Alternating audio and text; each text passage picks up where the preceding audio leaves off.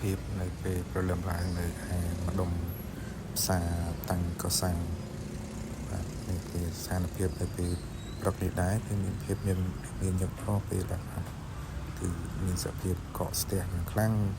ភាសាទីផ្សារតាំងកសាំងនេះគឺមានទីតាំងស្ថិតនៅ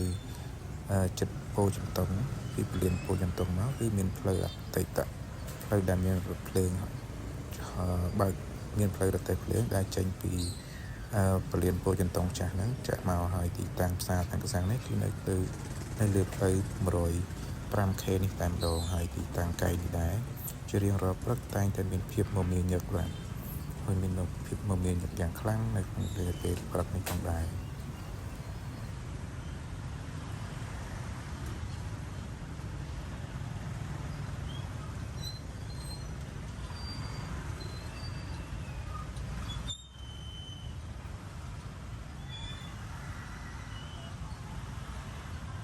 ដែល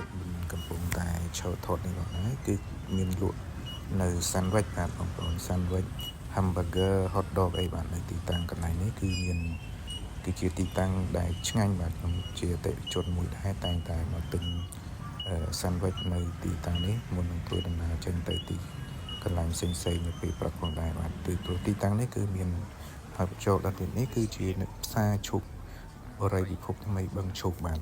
ដែលកន្លងមកខ្ញុំបានជម្រាបជូនតែមិនទាន់ដែលបាន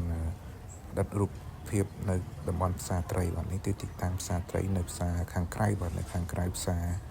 ឈប់បរិយាពិភពថ្មីឈប់មាសបាទហើយនៅក្នុងពេលនេះគឺជាពេលយប់ទៅហើយគឺបាក់ប្រហែលជាម៉ោង6ជាង7ហើយបាទហើយនេះគឺការadmin ចូលចិត្តនៅពេលយប់ដើម្បីមករកទិញត្រីបន្លែសាច់និងគ្រឿងទេសផ្សេងៗទុកមកប្រើប្រាស់ផងដែរហើយទីតាំងនេះទោះជានៅយប់ក៏ដោយក៏នៅមានភាពមមាញឹកដែរបាទបងប្អូនឃើញស្រាប់ហើយគឺមានភាពមមាញឹកយ៉ាងខ្លាំងបាទដោយសារតែអតិថិជនអំពូមីងបងប្អូនយើងគឺទំនេរនៅពេលយប់នេះក៏ឆ្លៀតឱកាសដើម្បីមកទិញម្ហូបអាហារទុកសម្រាប់ការប្រើប្រាស់នៅថ្ងៃស្អែកបន្តទៀតដោយពេលស្មាននេះគឺគាត់បានចាក់ចែងពីការងារសម្រាប់ពីការងារទំនេរហើយក៏បានឈានចូលមកទិញត្រីសាច់ខ្លះសម្រាប់ផ្គត់ផ្គង់នៅក្នុងអាហារនៅសម្រាប់ថ្ងៃស្អែកផងដែរហើយបងប្អូនអញ្ជើញមើលទៅតាមទស្សនីយភាពនេះទៅគឺមានភាពមមាញឹកខ្លាំងបាទទីនេះហើយដែលតំបន់ផ្សារត្រីនៅភាគខាងត្បូងនៃផ្សារឈូកនោះបាទហើយនេះគឺជាទិដ្ឋភាពផ្លូវបែកជា4នៅជ្រុងនៅផ្សារ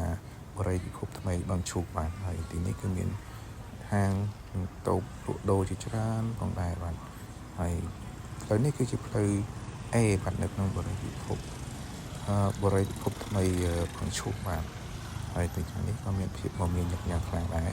គឺមានលក់មានតូបផ្លែឈើមានផ្កាមានអីដែរបងប្អូនហើយមានតម្រូវការអ្វីក៏អញ្ជើញមក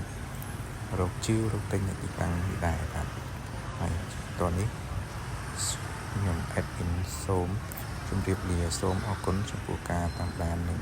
មើលទស្សនិកភាពផ្លែកៗដែល admin តែងតែអាប់មកផ្សព្វផ្សាយពីទីតាំងផ្សេងៗបាទសូមអរគុណសូមជម្រាបលា